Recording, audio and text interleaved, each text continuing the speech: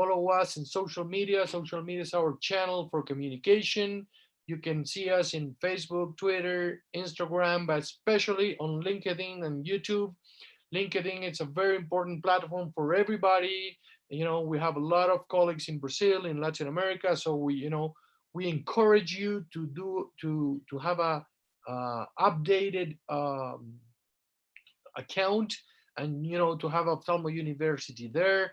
Uh, YouTube is very important for us. Subscribe as well. You're gonna have many videos in different languages soon, and you can see these on YouTube as well. We have people in YouTube, very important.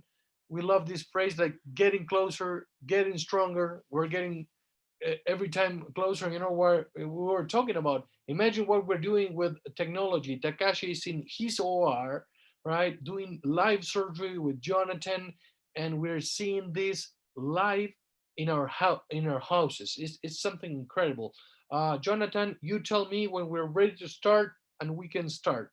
Okay, perfect. Eva, great introduction. I'm very excited about today.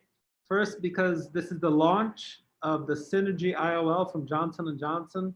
So it's a new technology. We'll be able to not only show the surgeries, but we'll show our initial experience here in Brazil after Takashi's surgery. And I'm looking forward to Paul Harasamovic. I hope I said your name well, Paul. From Canada, he has also implanted this. He'll be giving us a class. I'm really excited about this format because this is it's a live Zoom surgery. And so with all the idiosyncrasies that are inherent to this format. So what I'll do right now is I'm going to transfer the audio to Takashi. He'll wave at you guys, and then he'll do the surgery nice and despacito so we can all discuss every single one of the steps here. So I will be connecting. Something very important for the audience. Remember, guys, we're going to be in Spanish and in English. So in interpretation, you can put Spanish, you can put English. Pueden poner español. No sé si poner portugués if you don't feel comfortable with the English. Okay, Takashi, great to have you here.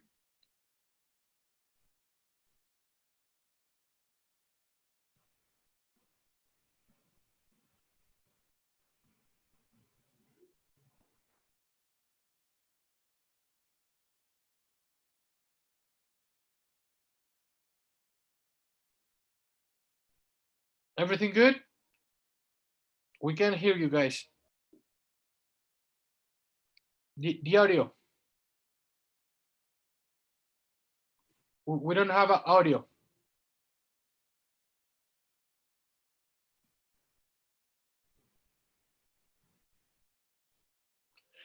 So the surgery is already starting. We're waiting for the audio from Takashi and Jonathan. As you can see there, they did femto laser before in the eye. Okay, so this is going to be a surgery with a previous femtosecond. Very important, guys, for those who don't. There you go. Probably we have some audio. So for the guys who don't know, there is a lot of tricks here when you perform femto laser before. There is a couple of tricks here. Takashi is a complete expert on it, and it's very important for us to understand. É muito importante para nós entender as dicas para melhorar a cirurgia com laser de femtosegundo. Excellent. We still can hear you, Takashi. If you want, we can have the panel. We have Bruno, we have Dr. Daniel Mull as well, Dr. Paul Harasimowicz from Canada. I'm getting better in the last name, Paul. I'm gonna make it happen.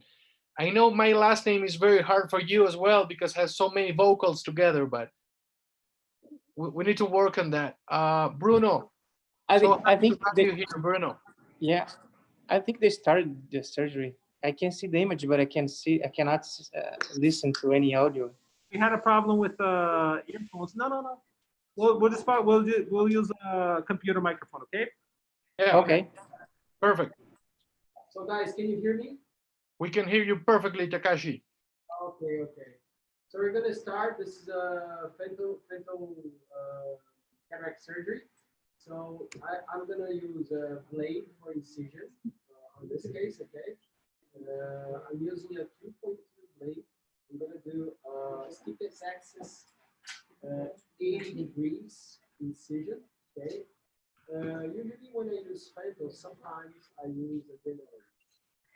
So we could ensure that we have a very good dilatation and maintain this kind of dilatation. Because frontal sometimes is tricky because the dilatation is smaller because you use energy, right?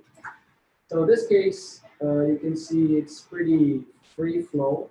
Okay, the axis is it centered? You find here? Can you see it? Okay, here.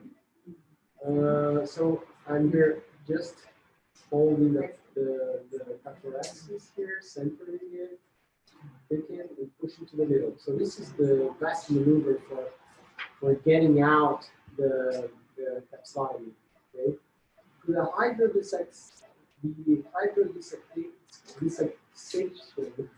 the hydro, we always do a little more conservative on fentanyl. See, you can't do it strong, okay? Because sometimes if you do strong, the push could be too strong and take the bubbles on the bottom to the upper side, and sometimes it could stuck and have a blockage. You know? See, you can see the bubbles here. See? So I will do once more. Okay. So here we put the viscoelastic again. So sometimes here you can see you can do the visco dissection. See? And with the visco dissection, you can already break the fracture of the nucleus segment. And then I can complete with the pre-chop, karate pre-chop technique. Okay? Here I'm using the karate pre-chop on both sides. See? Break it again and ensure that you break the posterior barrier for the frontal, for the nuclear fracture. So this technique is usually good for breaking the nucleus completely, right? Because sometimes the laser can't grab the posterior near the posterior capsule. So here is I'm using a bevel down technique. And you can see I use low,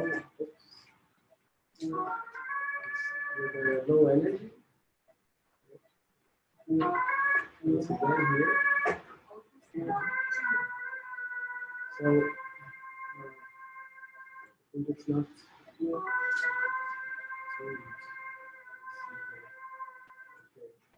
So I'm using a parameter. My parameter is a very low ultrasound. You can see very low parameter.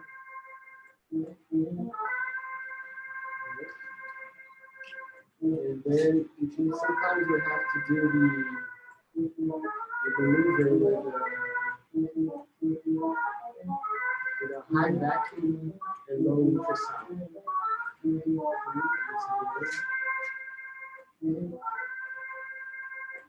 There is not so you skip my settings part. Jonathan, you see the settings? Procedure one. Okay, wait, wait. Yeah. Okay, yeah, it's fine. It's fine. Okay. Let me see the settings. Okay.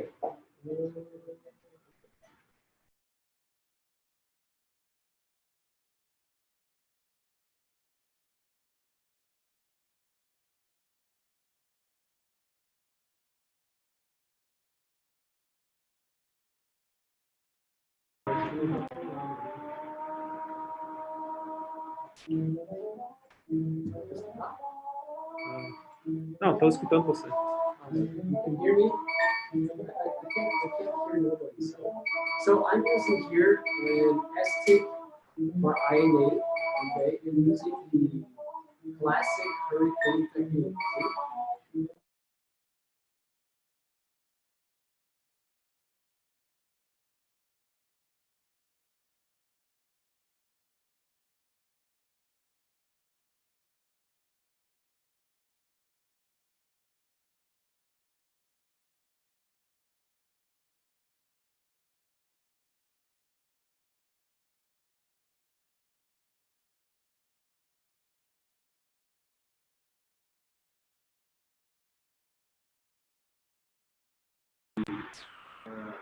The little grasping cells with the stir capsule.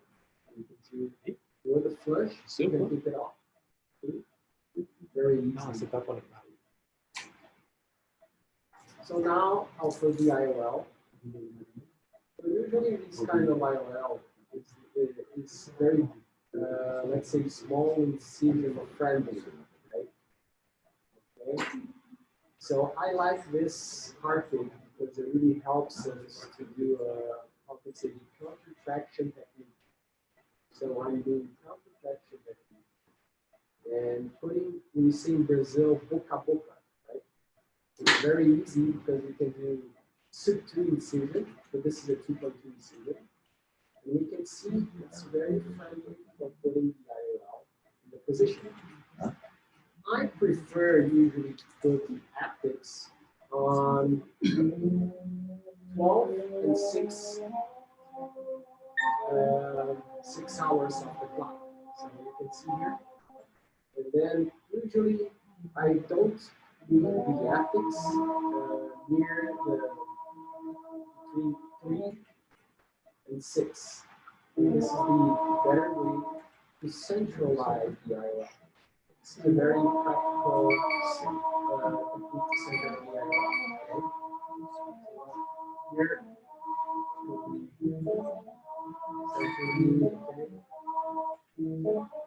can you hear me, guys? I can't hear you guys. I think a little bit, I'm missing a little bit. As you can see, it's a very, very, very gentle surgery. Okay, so this patient is a second eye. Okay, I usually do this flushing technique, you know, to take the whole this glass under the IOL. And usually I do a little flush on the anterior surface of the IOL. Okay, and do a little bit of flush. So you can see all of this glass coming out. Okay, a little bit of hydration again. Okay. I'll do a little zoom if you can see. Is it centered, guys? Yes, now it is, Takashi. Very good. We can hear you 100%. We can hear you sometimes. So you speak a little louder, but amazing surgery. Yeah. Okay, I will show the centering of this IOL, this fantastic image. Okay, here. Can you see here? It's a very good image.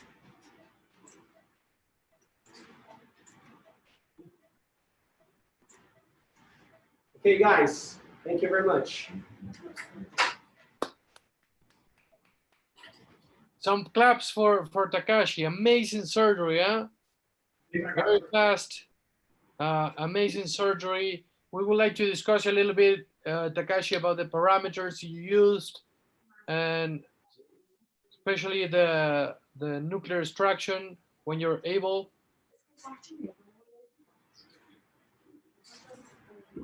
Hi guys, let me stop sharing over there. Great. Takashi, great surgery. Congratulations. Thank you, thank you. Tell us a little bit about the parameters you use for the nuclear extraction. We love the pre-chop, so you could talk about a little bit too. So this is a really soft nucleus. So practically I used only vacuum. The vacuum was very high. And I think the ultrasound was, I think the tuning was not enough, and the ultrasound was not coming very efficiently. So I continued anyway, only with the vacuum, because the vacuum parameters is already for this case. I have two parameters, one with the high flow rate and one with the high vacuum, okay? So both can compensate, you know, in different situation. One can bring more and aspirate with more efficiency, and the other one has a way to be efficient after the occlusion. So it's a really good technique that can use less ultrasound. Very, very good one. We have Bruno, we have Eduardo Marbach. You want some comments on the surgery? Yes, nice to see you guys. Congratulations, Takashi. I just want to discuss a little bit about the balance tip. I think you used the balance tip, right? Correct. Correct. I usually see guys using, some surgeon using balance tip and Kelman tip who has a bevel up, doing bevel down, turning the tip and doing bevel down.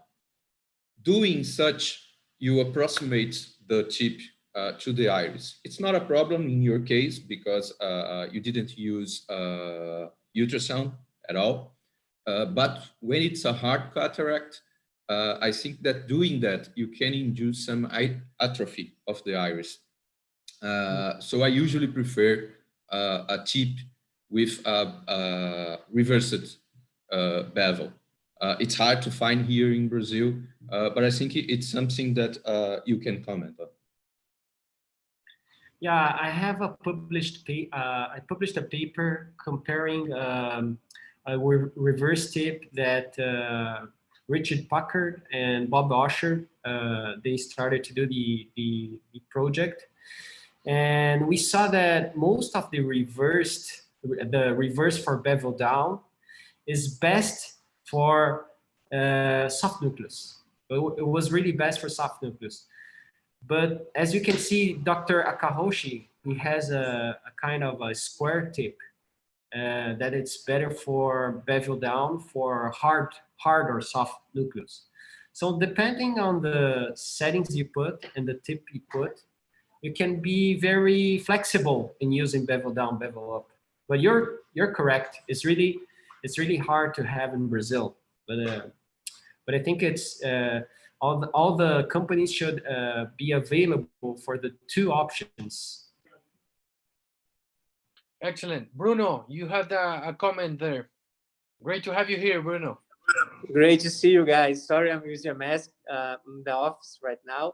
Takashi, congratulations, beautiful surgery. If possible, would you comment like some changes in parameters that you use for soft or regular and hard nucleus? Do you make any major changes in your parameters, or do you like use the same one for all cases? Yeah, I use the same one for all cases. The thing is, it's not the same because you put a linear control. So you put less energy, you can control less energy, more energy by yourself. If it's a fixed energy or fixed flow, it's very difficult to control. But if you put burst fixed, you can control anyway. On my case, I use linear control for vacuum and ultrasound, so I can control even for soft or hard nucleus. Very interesting as well. We have Dr. Paul too to give us a little, tips about how he does the surgery. And then Jonathan is, I'm sure, preparing to talk about the focus curve, right? Right, perfect. Daniel is preparing right over there. Let's hear Paul. The class. Yeah, Class will be I was just wondering if anyone has tried the Aseco harmonics tip. We tried it a few times. I put it. Maybe we could send it to the everyone watching. But it's really, I have no financial interest, but it really helped melt away like these really dense nuclei. And so even though we do, even in the office, very similar to you, lots of femto, I just thought that it was a great addition, and it's only a tip. And I thought that they were well priced. So sometimes just using a different tip can make a huge difference. But also I noticed that I still do 100% pretty much wounds, except in Fuchs dystrophy with my femto, except also in dense nuclei. Any comments why you prefer not to make wounds with your femto, or? This is basically just for the surgery, but we love the wounds. Oh, we shared a presentation last year. Yeah, I remember. In another world. And it was great because we both, you have this whole, I think you're about to publish it, but you basically studied all the possible designs for femto-incision wounds, and that helped me so much because we were studying parameters and length, and basically you validated our design for the wound, so that was great. Great, yeah, it So should be coming out in JSCRS. Yeah, I think femtosecond incisions are just the best because they're reproducible. You're in Canada, and you're over there. If you send me the recipe, we'll just do the same thing over here, so it's perfect. That's the beauty of the femtosecond laser. Maybe we'll be able to all perform surgery, intercontinental surgery. For sure. So it's so great to have you here. We're so happy with this event. We just had a slight problem with the sound. We'll probably solve it now here with Daniel Moon. I'd like to thank a lot Johnson & Johnson because they're really bringing us a new, it's not a new concept of IOLs. I think we're all converging. We were thinking about this other day. It's been 16 years that we've been working with diffractive multifocal IOLs and the bifocal version. And so to see how much it's evolved, it's really incredible. I'm going to share my screen here.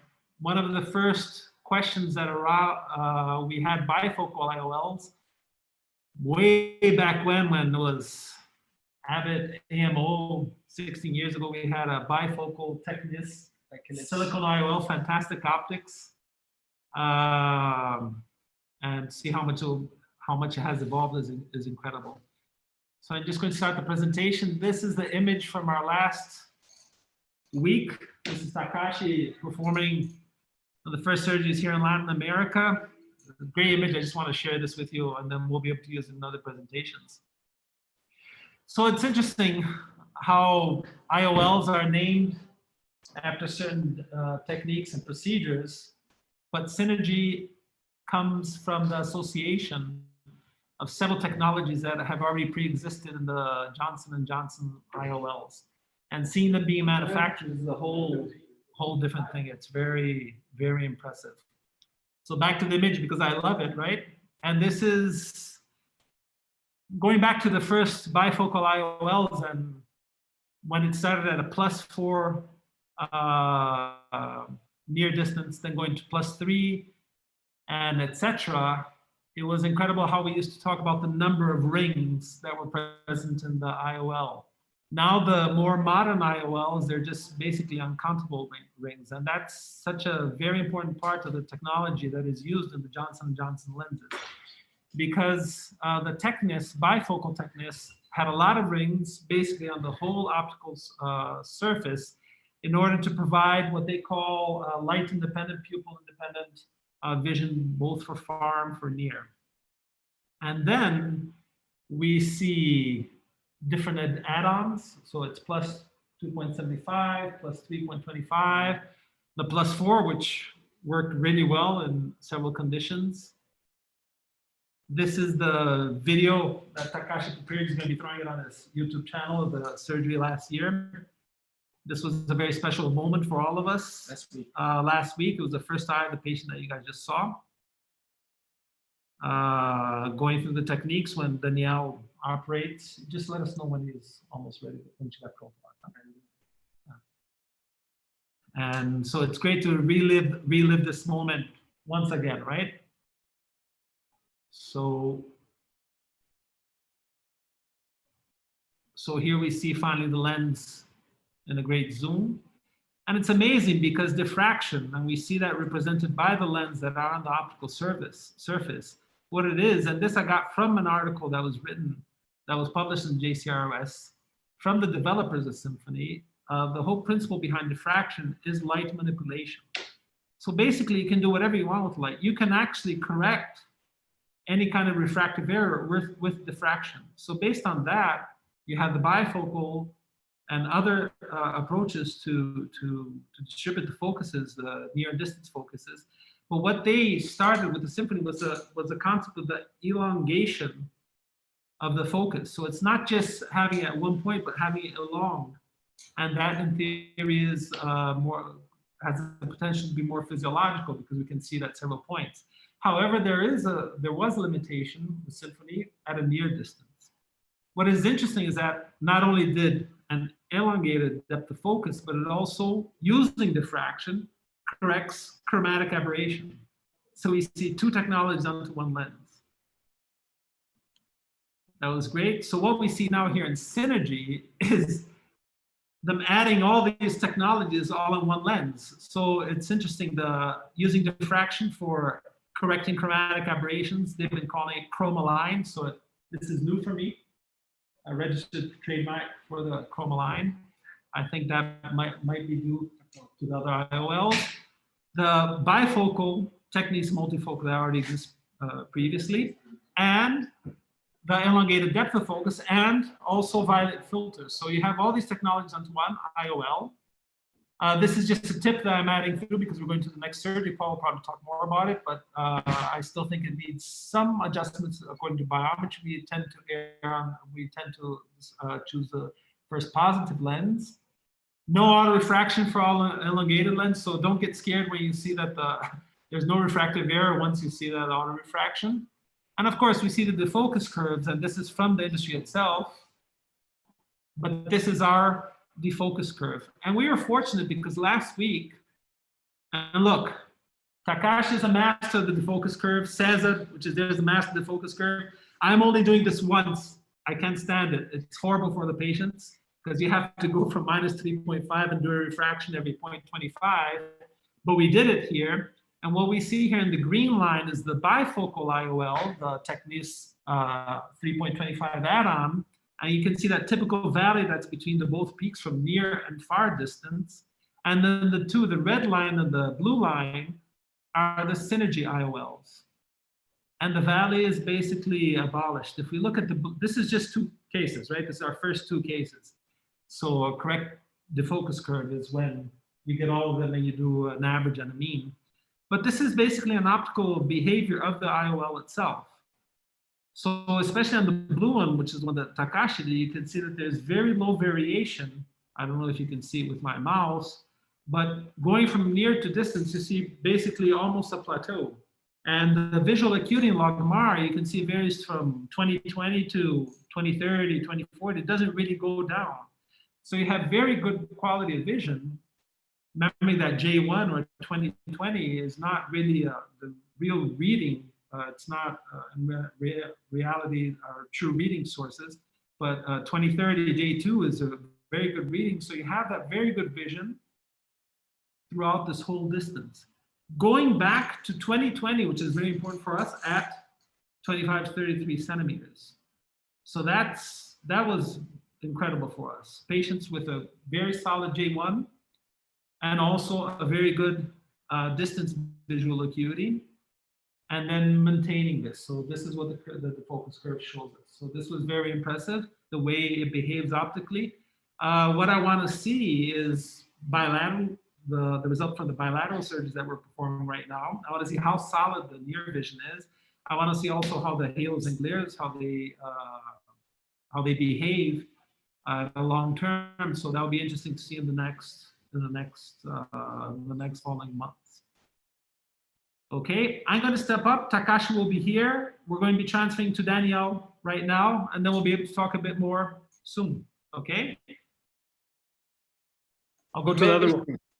Amazing. Thank you very much, Jonathan.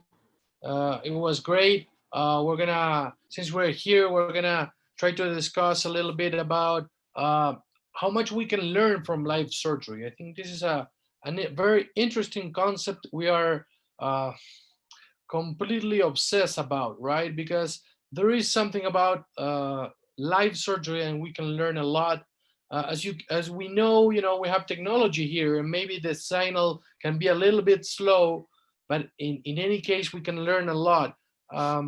We have a very interesting panel here, but I'm gonna shut up because we have the second eye here, and it's coming, and the image, it's very, very good.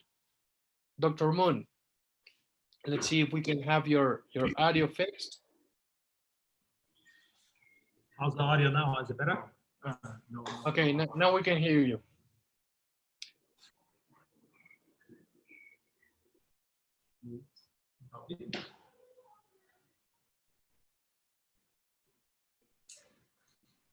Is he, can you, no, it's mute, Jonathan. I think the audio for the surgeon is mute. Let me see. Now it's open. Can you hear me? Yes, yeah. now we can hear you perfectly. Okay. Okay. So again, thank you everybody. Dr. Ivo, thanks so much for the invitation.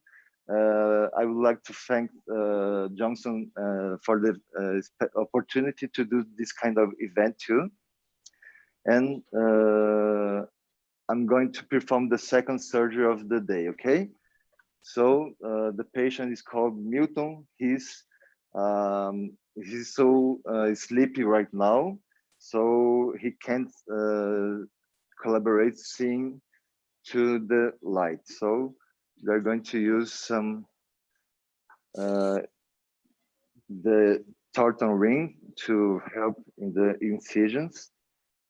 I used the femtosecond laser too, the catalyst, and also we didn't do the incisions with the laser, okay? So we are going to do the incision with knives. Okay. I usually like to, after the paracentesis, scissors, tesoura, por favor. I usually like to use the anesthetic, intracameral anesthetic, and this helps the patient to collaborate a little bit more, okay? Right now we are going to do the main incision. I usually do a 2.4 diameter incision. So I like to do a previous sulks and try to do a 3-plane incision. Okay. I had to put my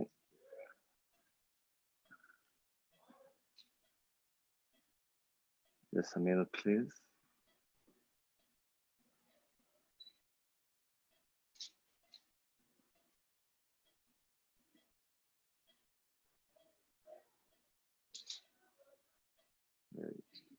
Okay. I solved my problem with the eyelids.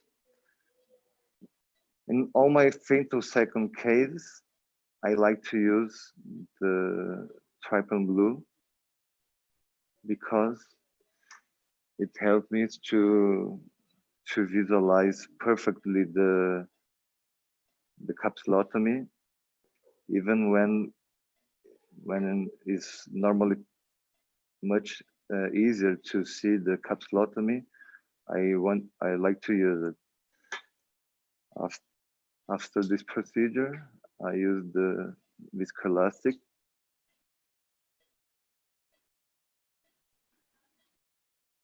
to form my anterior chamber.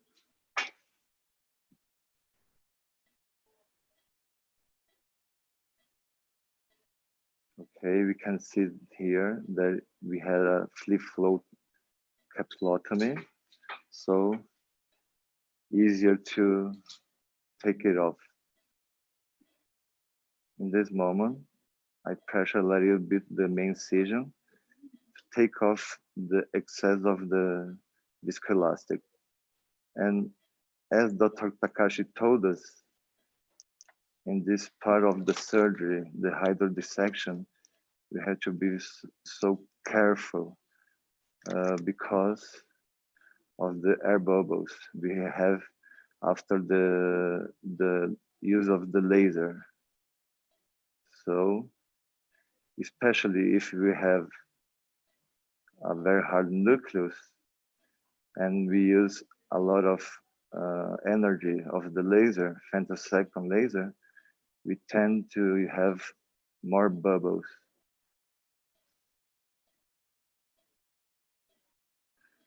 So we do it carefully. Okay.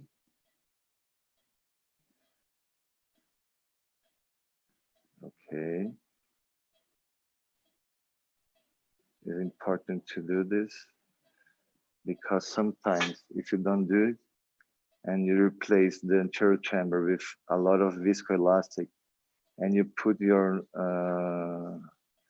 pen of the Phaco emulsification, you may have a rupture of the posterior capsule and drop of the whole nucleus to the vitreous. So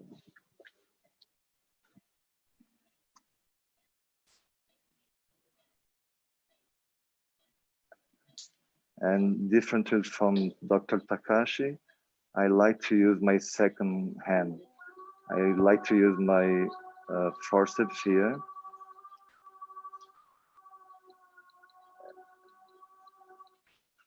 To help me with the intraocular procedures and maneuvers. And also after to help me to protect my posterior capsule from the phaco emulsification tip. Here we saw that the previous laser already broke the whole nucleus into 4 quadrants.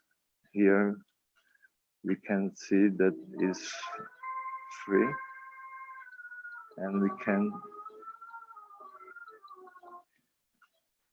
conquer each part of the nucleus.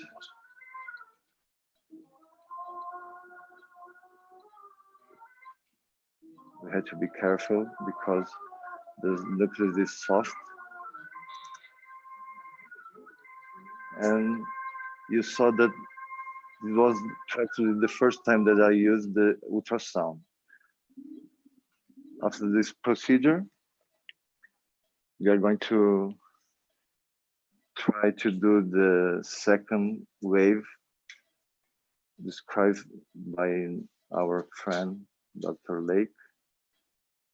And we try to do a second hydrodissection to help us to aspirate this cortical material.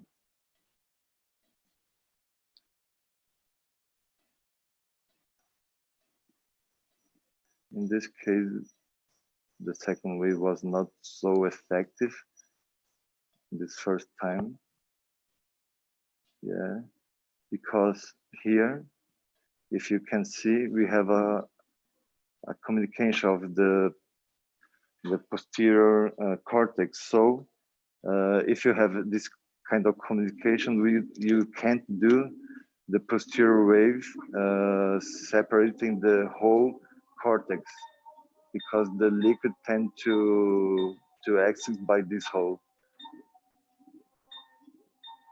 But the cortex is very easy to take off. And like Dr. Takashi told us, we tend to do it not pulling it readily, but like with this radial and circular movements to avoid the stretch of the zonula. After aspirating the whole cortex material, I like to polish the posterior part of the anterior capsule.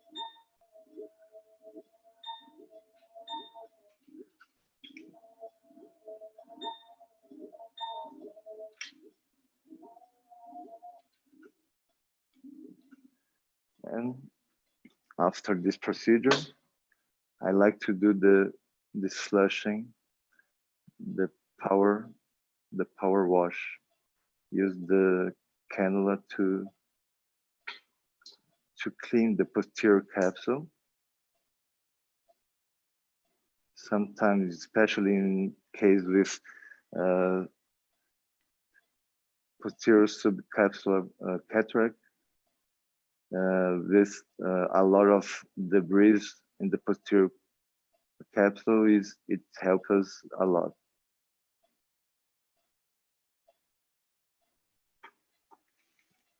I like to use the Royale injector for all my lenses,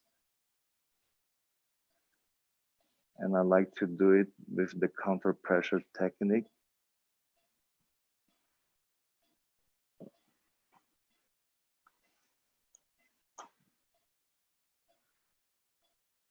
I'm gonna put some more viscoelastic here.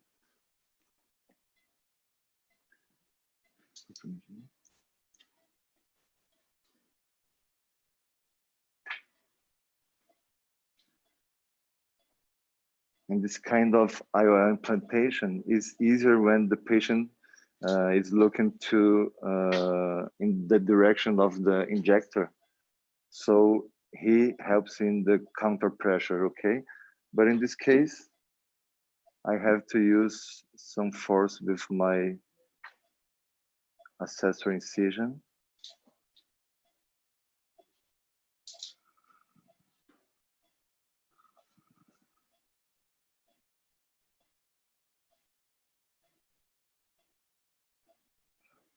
Sorry guys, I'm gonna take it off again.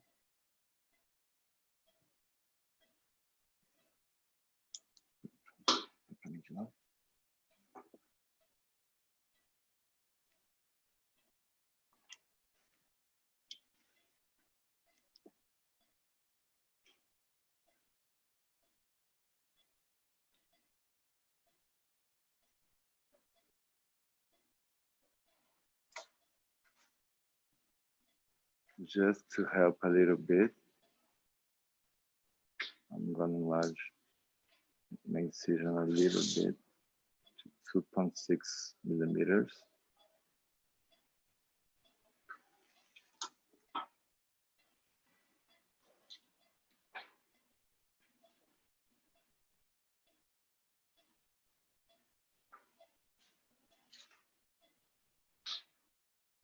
Okay. So easy. The implantation is the IOL opens very softly, so it gives us some security in the implantation. And this platform, we are so used to use this kind of platform, so it's familiar to us. Is really a great advantage for this kind of lens.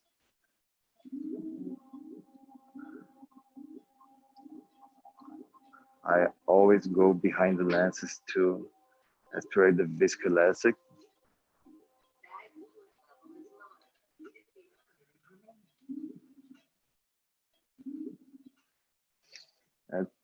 And at the end of the surgery, I like to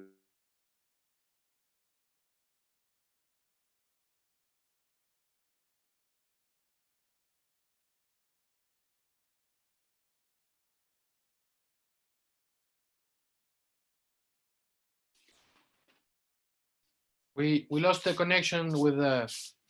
It was finishing, but we lost the connection with yeah, Nicolas. I usually use intracameral antibiotics, in this case, Vigamox, and that's it. Thanks so much, and that's my surgery. I like to clap always. Amazing, Thanks so Daniel. much. Jesus, amazing. So calm, so relaxed. Wow. Not Great so calm. surgery. Thanks Thank so you very much. much. Let's see if the panel has some comments. Bruno, Imagina, obrigado. Luis Brenner is here with us. Hope you're doing fine. Let's say if Bruno, Luis, or Dr. Paul has some comments about the surgery.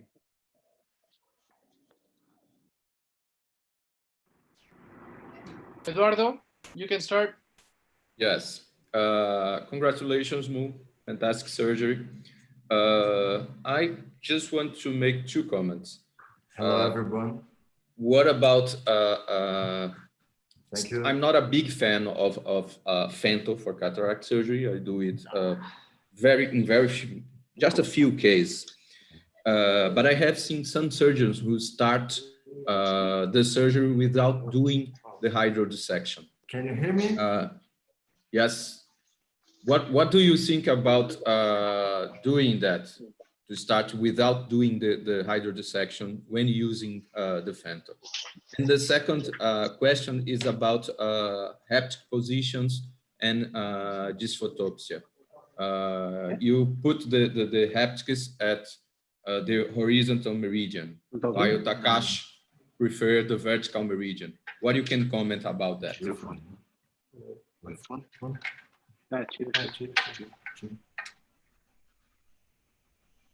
Daniel, can you hear us?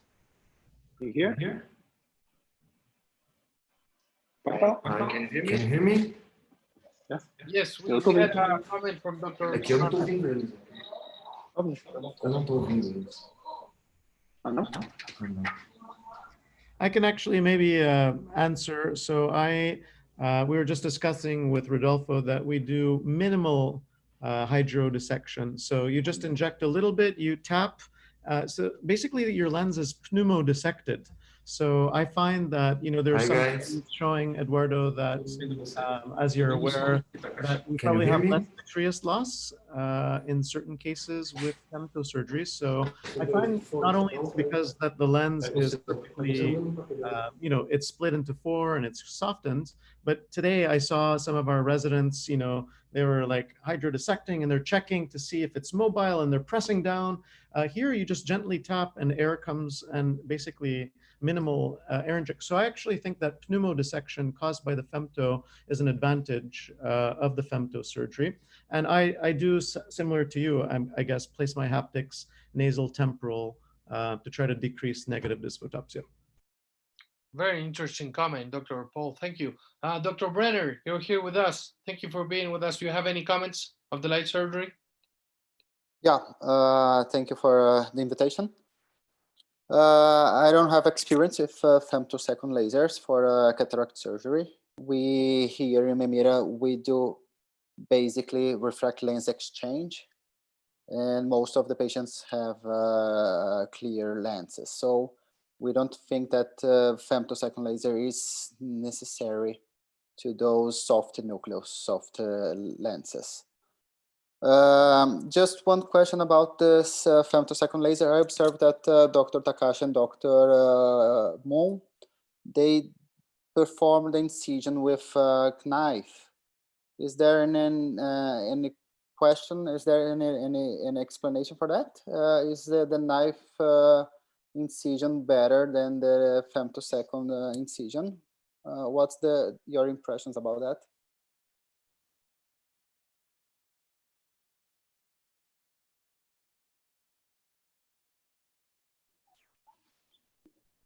No, I don't think he's hearing. But anyone, Paul, who has a lot of experience with femto, what's the impression of femtosecond incisions? Yeah, I mean, if the eye, if you have good suction, I find that currently I have better sealing at the end of surgery with my femto. only we can't, when we do manual wounds, we go forward, but we're with your femto, I do 120 degrees towards myself first, and then forward and then down. So we get good seals. And yeah, I mean, I do 100, well, except in Fuchs, because it's been shown to destroy more endothelial cells. So then I do manual wounds in Fuchs. And also, if you're unsure where the limbus is, if you're too anterior, and some wounds, sometimes I find that you end up getting a little more corneal edema. If you're starting your case with a very dense nucleus and you start getting corneal edema, I would say in your first cases, definitely in dense nuclei, do not do them, because you may end up with more corneal edema, and then you're looking through that. But I would say my preference in 95% of cases is to do my wounds. Okay, very interesting. Dr. Paul, we have our next presentation from you now. If you can upload your presentation.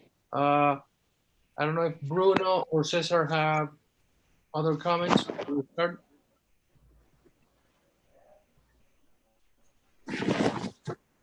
Perfect, Paul. You can see it perfectly. You can start. Great. Well, it was so great to talk to Takashi and to see you guys. Last time I was in Brazil, I was hoping to be there in May. We see that the HOB is a great institution. We see that Takashi here is practicing not only his incisions, but he has like the whole golf setup in his office. But the thing that impressed me the most personally was that we went to a restaurant and they actually have a knife with his name on it. So I think that's the next level. And hopefully I'll show you today that it's possible for us, that we're so, we're not at that level, but we can reach that. We can reach that level.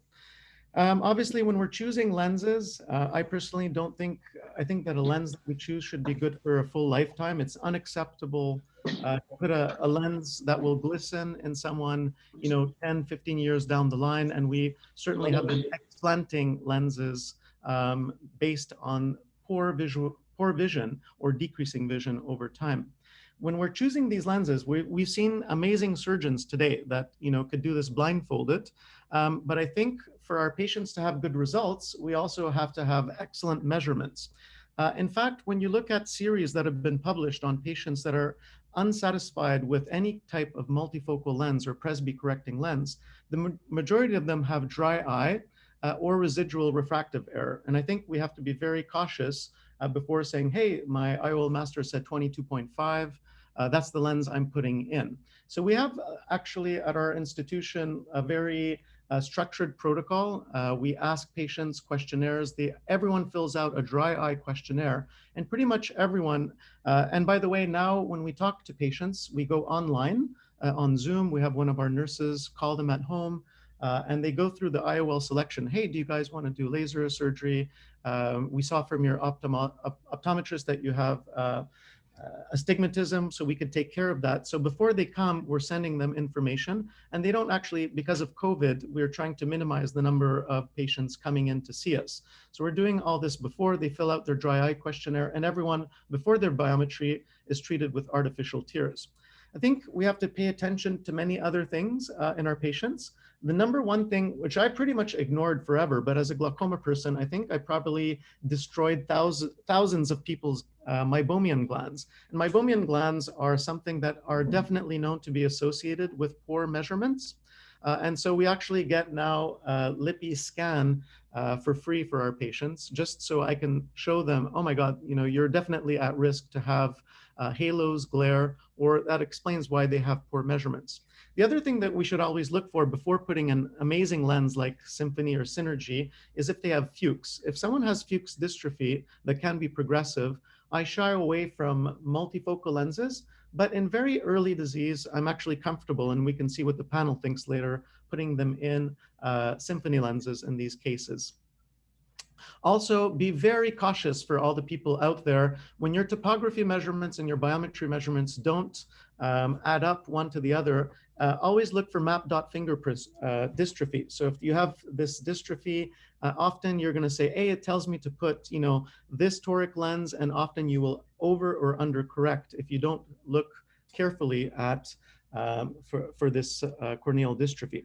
So the other thing that I find that people aren't aware of are that the new measurements, so IOL Master, Here you'll see in this little red box, this is standard deviation. So we actually have a way to measure standard deviation of our K measurements. And the majority of people, when you're causing error, is not because of axial length. Most new barometers give us excellent axial length, but the K measurements here give us a standard deviation. So please pay attention to that standard deviation. I'll show you a quick case later on. So the LensStar, also amazing. We actually use both of them. So different centers have either LensStar or IOL Master. Look at the standard deviation in this case. This left eye, 22.1. That's an awful standard deviation. I don't care if you're going to put Symphony, Panoptic, Synergy, all these lenses, their patient will not be happy because you're not getting good measurements. And as I said, we always get topography and biometry. If you're going for premium IOLs, you have to do premium testing. And we always like in our EMR charts to have the placido disc image. So this is the same patient that had 22. I mean, I'm not going to put an IOL based on the measurement of this patient's eye that had it done this day. So we always like our topography and biometry measurements to be between 0.2 and 0.3 diopters, so there shouldn't be more of a difference. And in greater degrees of SIL, we want the axis to be within 5 degrees of topography and biometry. Okay, so this patient came to see me. Look at his standard deviation, 28 in the right eye, okay? These are his placido discs, so we see that he has dryness. I wanted to put Symphony lenses in both eyes, so I would have put in a 23.5 ZXT 100, and in the other eye, a 22.5 or 23 ZXT 150. Well, look at this guy's meibomian glands. He has ocular surface abnormalities. We treat with artificial tears. We treat his meibomian glands. He comes back with a standard deviation only a month later with 8. Okay, so he has 22.8. This is his placido disc after treatment of meibomian glands. And now look, just to give you a little summary, you would have had a 1.5 diopter difference by not treating this patient's ocular surface. And it was a ZXT 100, but in fact, he needed a 225, and the other eye had a 1 diopter difference. So when people are saying, you know, I don't believe in this lens, I get really poor results, it's actually, you're not getting good results because you're not paying attention to the ocular surface. The other mistake I find that people don't look at ganglion cells. If you're having a premium IOL, you need to get an OCT for all of your patients. Here we're looking at someone who was sent just for cataracts. Obviously, he has very advanced glaucoma in the left. He has almost no ganglion cells. So what's yellow is what's left of his ganglion cells. And the right eye, 50% of his ganglion cells are dead. If you're putting in a trifocal lens, which decreases your contrast sensitivity, this patient will not be thanking you in the end, and you're going to decrease their distance visual acuity. And I also like getting visual fields. We've picked up a couple of patients that are referred with 1 to 2 plus nuclear sclerosis. And in fact, their decreased vision is due to a tumor in the brain. So we also love our femto, just as Takashi, Jonathan, and Dr. Moon. And I find that we get excellent centration. So we do most of our premium IOLs with femtosecond laser surgery. I love the EDOF lenses because I'm not compromising contrast. And as a glaucoma surgeon, most of my patients have already decreased contrast. If you have someone who has diabetes and even slight diabetic retinopathy, you better be putting something which does not decrease their contrast because their retina may not be in great shape 15 years down the line. So my uncle is super happy with his Symphony lens. He was post LASIK, and that's because they're also forgiving if we're slightly off target. So when I don't have or I can't have proper measurements, I prefer the Symphony lens. Now we saw some defocus curves. I'm not going to kill you. I actually am not as happy with defocus curves like Takashi. But one thing I do believe is that the newer lenses, which like the Synergy lens, we are using new technologies. We're actually putting EDOF technology on top of a trifocal technology. And so we're getting a great defocus curves. Basically what this means is as compared to Panoptics, Acrylisa, a fine vision lens, which we use in Canada, is those lenses often give you a gap in your vision. You're actually getting 3 points of focus, but between those 2 points of focus, things are out of focus for our patients. And that's why we're very excited with these newer technologies where the EDOF component makes sure that you don't lose that quality of vision between the different points of focus. And remember, the Tecnis lenses offer you great chromatic aberration correction. And actually, Synergy has even more chromatic correction than Symphony. So that's also an interesting fact. And also, it's definitely quite pupil independent. Be you have a 3 or 5 millimeter pupil, you're going to get excellent results. The other thing that we should mention is that the newer lenses with J&J, such as the Synergy, have OptiBlue. So it's not a yellow tinged lens, but we're blocking out the ultraviolet light and not the blue light, which we know is important for circadian rhythm. And by blocking the ultraviolet light, we think that we're going to get less halos. Okay, so just a quick case here. This patient saw me not too long ago. He's CEO of one of the biggest Canadian companies. He's saying, I don't want to wear my glasses, okay? So right eye 20/70, left eye 20/30. He has posterior subcapsular cataracts. We see them here on the retro image of the OPD scan. And you know, one thing that really upsets me is whenever someone sees a posterior subcapsular cataract, they're like, oh, you're not ready yet. We'll see you in a year or two. Then the patient comes back, and then very often the biometric measurements are not as precise. I think whenever we see someone with posterior subcapsular cataract, we have to get their biometry measurements as early as possible, because then we'll get a proper axial length measurement. And here we see that the right eye, we did get a good axial length measurement. Look at the left eye. This is called, it has to use this algorithm basically to measure axial length because it can't get through the plaque. In any case, what we decided in our patient is we have good measurements in the right eye, no astigmatism. We put in a Synergy lens. And in the second eye, we put a Symphony toric lens in the left eye. I would say of all my patients over the last 20 years, my happiest patients are the ones where I mix and match one eye Symphony and one eye Synergy. And these are the lenses that we put in. So this was us, similar to you guys in Brazil. We put in our Synergy lens. Okay, this is the patient this week. Okay, so this is his Symphony eye, distance vision 2015. The Synergy eye, still very good, 2025, okay? Look at intermediate vision with the Synergy, 2010. I think we're hitting this out of the ballpark. This is about, 50, about at 50. I don't measure really at 66. You can measure out to 66. Symphony intermediate 2020 and near vision Synergy 2020. He says, I have the best of both worlds with my eyes, and I think we're going to have so many happy patients. Now, for all of those you that are saying, I don't have a knife with my name, after you've put in your first Synergy lens, this is exactly what happened to me this week, okay? I swear to God, I'm sitting on my porch. They come with Hakushika sake, okay? This will happen for sure to all of you if you put in a Synergy lens. They'll pour you an amazing sake. And can I have my knife, please? And then I said, can I just have a knife? Like, I want to be like Takashi. I want a knife with my name on it. And I think now that I put in Synergy, great things are happening in my life. They brought me this amazing Japanese knife. This is in Canada, by the way. We can also get Japanese knives. My special knife. Oh. Professor Paul, Takashi, there you go. You're not the only one. We also have our name. So hopefully if you take if you're very meticulous, if you obsess about your measurements, no matter what lens you use, and I agree with our panelists, I'm so happy that finally the Synergy has arrived, Eyehance has arrived, but make sure that you're really finicky about your measurements. Your patients will be thrilled. Thanks for your attention.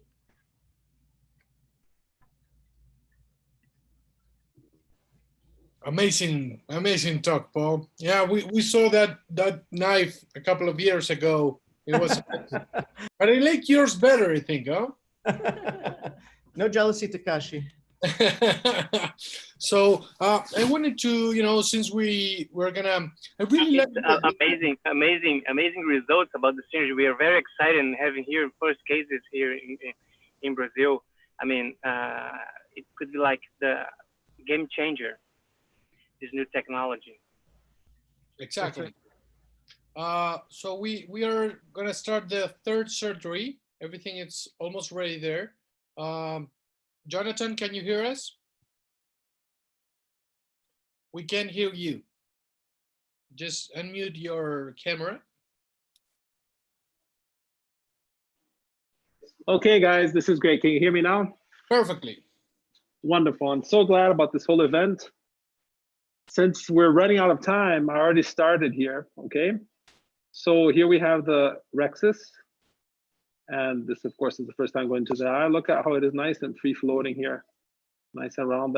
That's important, I think, for IOLs in general here. I don't know if Takashi mentioned, because we had that whole audio issue here, but his ultrasound was actually off. Did you guys realize that? So he aspirated that whole nucleus, and I think we're going to have a reasonably soft nucleus here, in which we'll be able to perform US3. However, and one thing I think is interesting, although this is one big mush, we have a square quadrant pattern of femto. I still think it's important to do pre-fracturing here, because that way we ensure that everything's nice and separate. And what we're doing here is a technique that was described by Malavazzi in 2011, which is a viscofractor, because we don't have real separation with femtosecond, right? What we have is the application of the laser itself. So what the visco does is go in and basically leave it nice and set up, so I can go in and aspirate. I love Phaco, and I love the details that we're going into with Japanese materials and all that, but it really all goes down to the details. And we're talking with Marvak. Guys, thanks so much for everybody participating. Brandon, glad you were making. I know it's very late in Norway.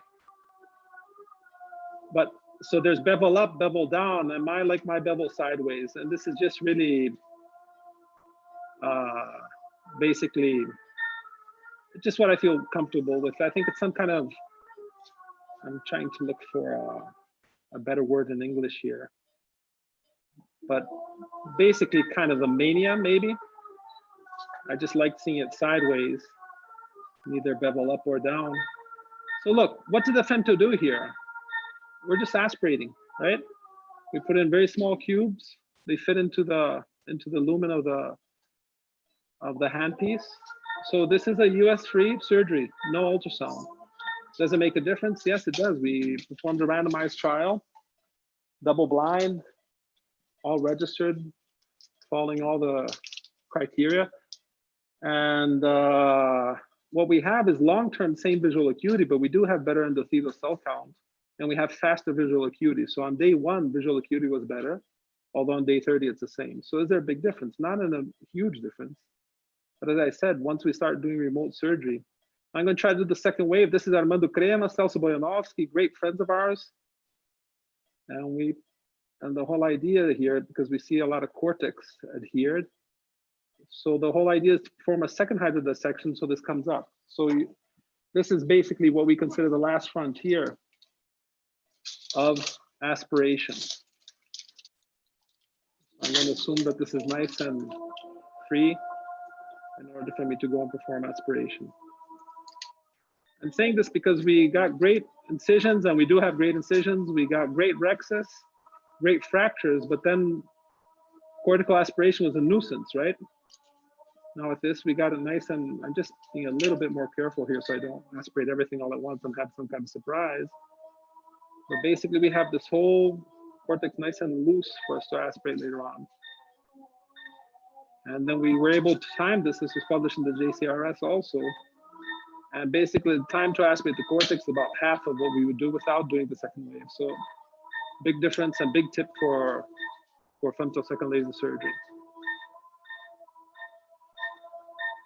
You know, maybe femtosecond laser removes a bit of the art of the surgery, but we're all for standardization, looking for standards. And you guys really have to see what Paul has set up regarding femtosecond incision lasers. But to me, the biggest point is being able to have reproducibility, being able to always work with the same incision, no matter what, or no matter where you are. So that to me is the biggest deal, and the main advantage of femtosecond surgery, independent of how standardized the rhexis is, and this rhexis is just not reproducible. One funny thing about femtosecond laser is that after we started performing it, my manual rhexis got better because we kind of a bit more careful. doing the aspiration here. I don't know if Takashi mentioned or Danielle Moon mentioned previously this IA. It's from a Zico, no interest in it, but it's got a sigmoidal angle. So it has been much easier to aspirate the subincisional cortex here. Okay, guys, so we call this mala wash, the power wash here in the middle. And Brenner has experience already with synergy, and he was mentioning something which we're not able to evaluate yet regarding PCO. And it might be a characteristic. One thing for sure regarding PCO, with any kind of diffractive IOL, we do perform capsulotomies, YAG capsulotomies earlier than usual, because even distortions of the posterior capsule.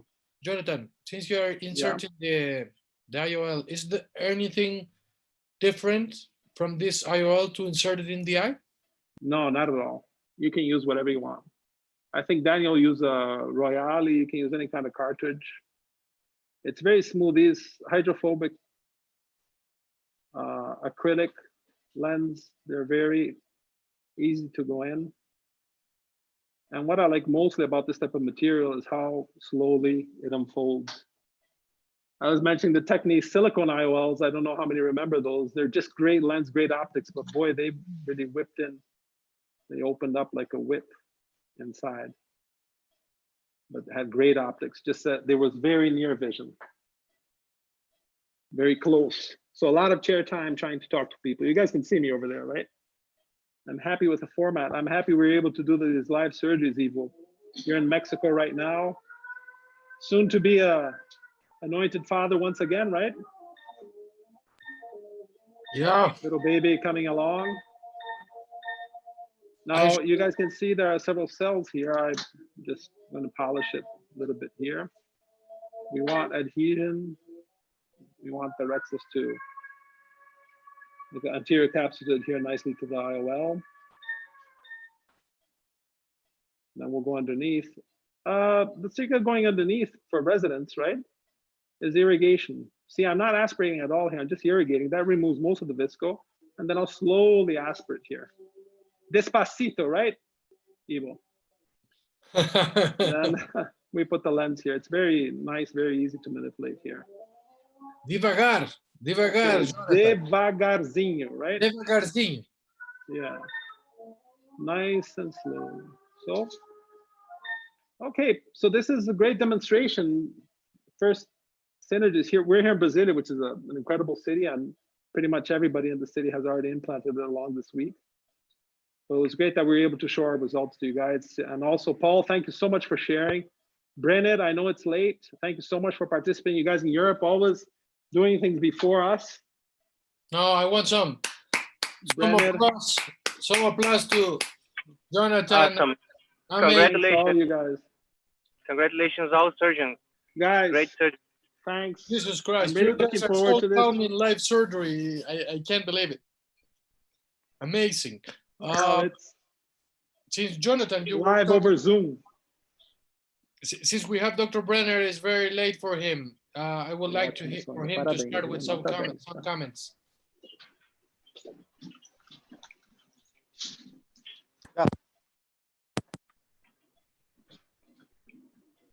Dr. Brenner, do you have some comments?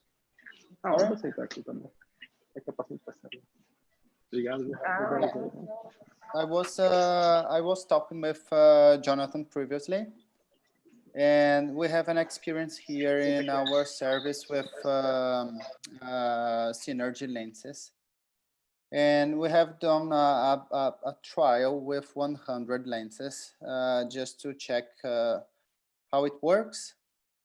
And the only thing that we saw as a drawback about this lens is about posterior capsule opacification. We observed more or less 34–35% of posterior capsular opacification in the 3 months post-operative period. So, Brenner, yep. Brenner, I have a question for you. Do you think that I might, because this lens, the Technique IOL is so transparent, and maybe any kind of opacification is visible. I know that you have a great experience with fine vision that is yellow tinted. Do you think that for a clinician for examination, do you think that we can be biased by the transparency of the IOL and try to find that maybe induced capsulotomy earlier than the yellow tinted IOL?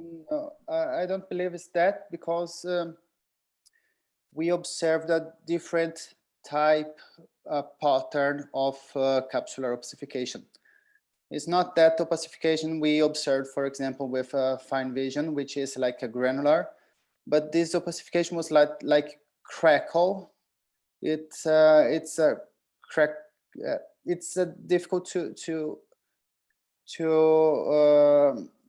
say, but it's like, it's not so regular. It's like crackled. It seems like when a lake is dry and you see those kind of breaks, and it's a different way. And I think that mostly these opacifications was because of bad polishing of the posterior capsule. It's maybe related to a little bit of cortical rests in the posterior capsule.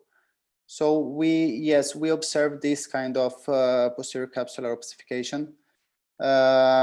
We stop with this protocol now. We are deciding if we are going to change to Synergy IOLs, but we had a high rate of posterior capsular opacification and YAG laser of more than 30% within the 3 months. So it's much more than the other lenses we implant here.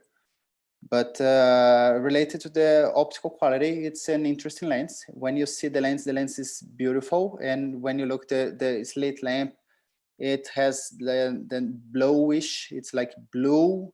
It's beautiful to see, it's very clear.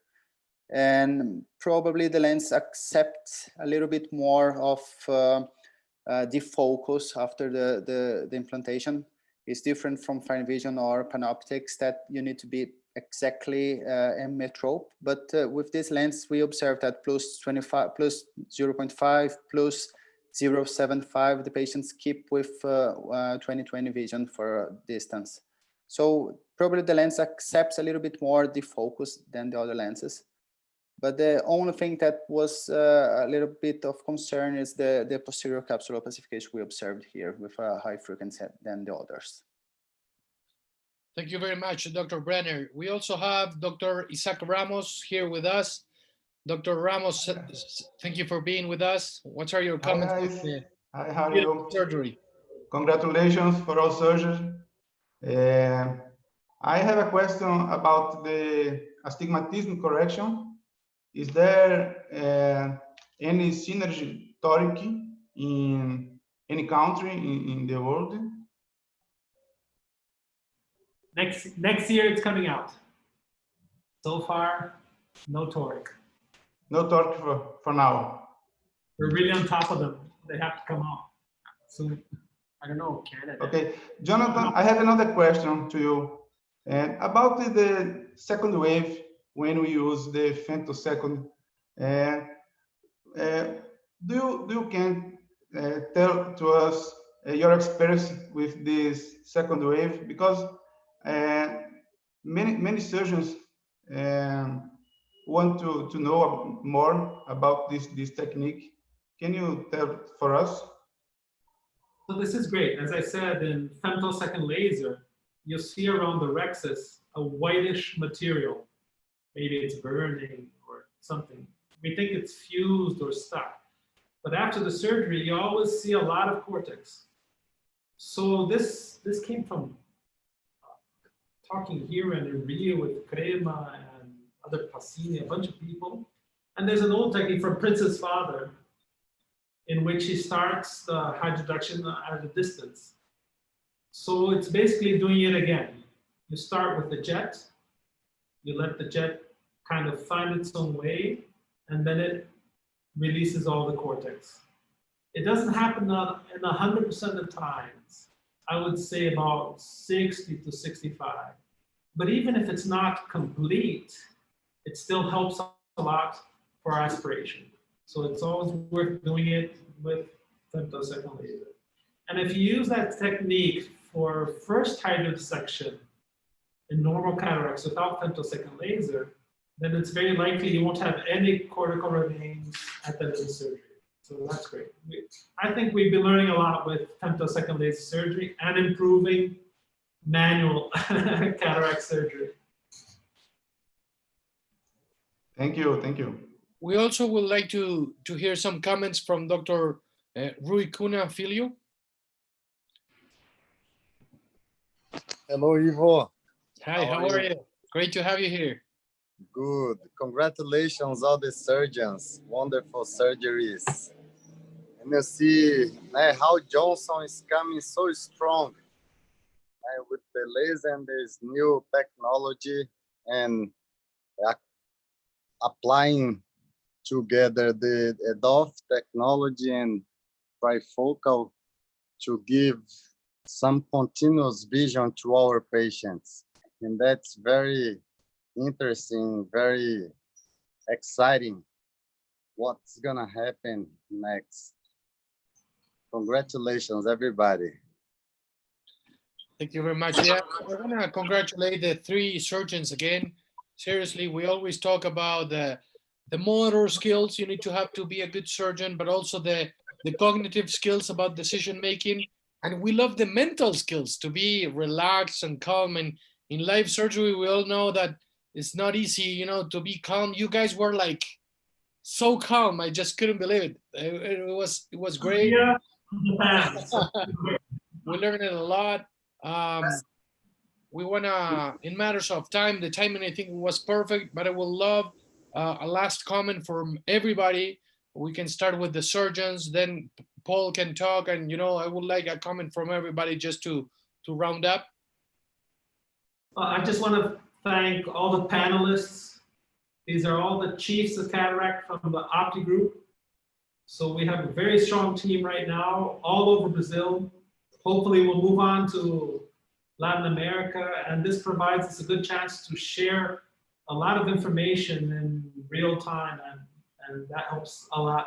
And you, Ivo, with Ophthalmo University, this is just an incredible platform. It's taking over the world. I know the COVID helped a lot, but you were already prepared for this. So congratulations, and thank you so much, Brenna, for all the work you're doing. And Paul, thank you so much for coming over. Some last words, Paul. We would love to hear you. You know, you have a lot of experience with this lens. Yeah, no, I think, as I mentioned, not to belabor the points, to bereave the point, but for sure, measurement. I think we should obsess about our measurements. But I'm actually super excited. You know, I actually can't wait to see if the PCO rate, I don't understand why it would necessarily be higher, but I do think that even though it has such a great profile, I don't know, I'd love to do some studies with some friends to see if we should do, is there a difference between synergy, symphony, depending, you know, for contrast sensitivity. I definitely think that we have to always pay attention whenever light is being split and things like that for distance visual acuity. But I know that whatever doesn't affect our contrast is better for many of our patients. So mix and match. I think the future will let us know. Dr. Brenner, some last comments? No, I think it's great. Very nice to be here, and congratulations to everybody. Thanks a lot. Okay, and I would like to thank all the panelists too, all my colleagues, the surgeons here, and especially Johnson that provides us to do this kind of event that is very special events, and thank for everyone. And we are very excited for the long-term results of this new lens. Okay. Yeah, and let's not forget for the translation, Cesar Villar, and as you see, you can see that all the webinar is translated to Spanish and Portuguese. Thank you very much. Yes, Dr. Jorge Hernandez translating always with us, and thank you very much to Cesar too for the translation. We don't want to take 1 second to invite you tomorrow. Tomorrow, as you guys know, in Ophthalmo University, we like to do this kind of talk. It's going to be in Brazil, in Portuguese and English. We're going to talk about ophthalmo entrepreneurs. We're going to talk about Sergio Canabrava from Brazil, Eduardo from Mexico. We'll have people from Chile too. It's going to be amazing. We recommend you to be here with us. And we love surgery, right? We are very good in the OR. On Saturday, we're going to talk about communication between the surgeon and the patient. And also it's going to be in English. It's going to be from Mark Castro from Spain, but it's going to be in English and Portuguese, talking about that, how that relationship changed between the surgeon and the patient in this period after COVID. I don't have any other words but to thank the panelists, great surgeons, the Optic Group, very good friends from us. So thank you, everybody. I don't know if anybody has some last words to say. Okay, I think we are done here, and thank you, everybody, and hope to see you soon. Thank you, Vivo. Thank you. Bye, guys. Congrats. Bye, guys. Bye. Thank you. Bye, guys.